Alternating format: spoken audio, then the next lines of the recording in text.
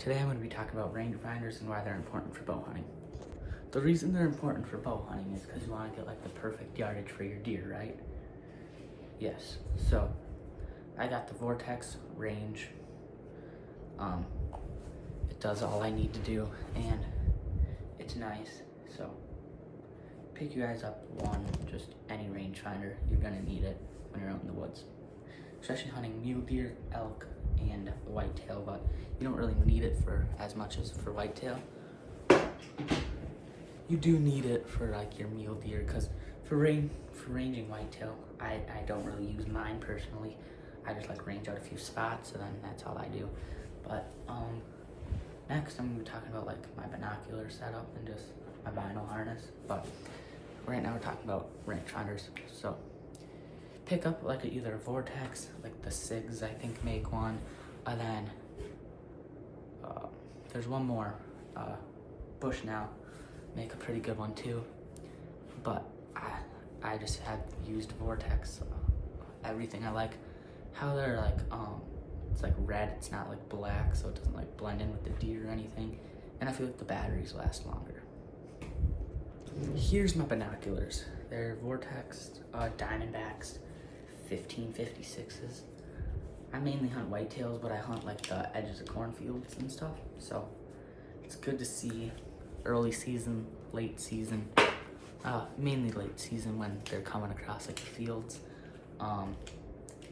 Then like my rangefinder, I'm comfortable shooting out probably like a whitetail out to 50-55 yards.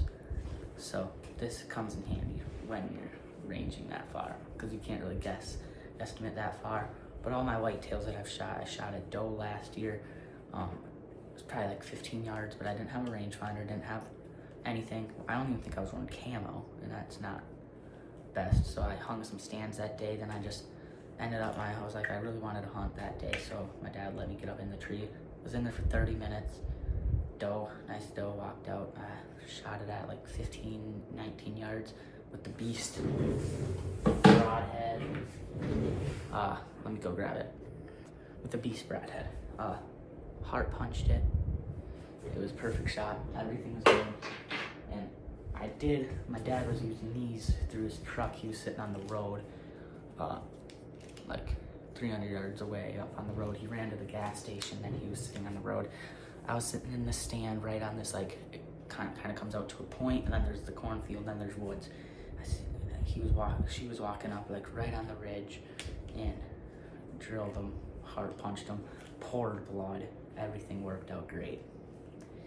But the binos and rangefinders come in great handy, especially when you're using a sliding sight like this.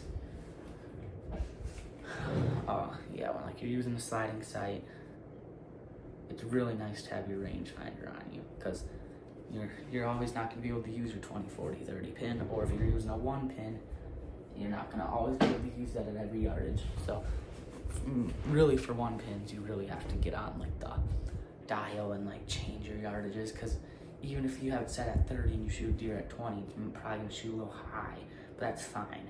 It matters for your aiming. But so my dad has one set up on his boat right back there. It's an HHA, I think Tetra 1 pin. He likes it, but he's probably gonna switch to a Ultra View 3 pin, or the one I just got in my last video that I showed you guys. It's like the axle driver. Yeah, axle driver. We both shoot Matthews's. I shoot the Rip TKOs. He shoots Easton Full Metal Jackets, also known as FMJs. Yeah.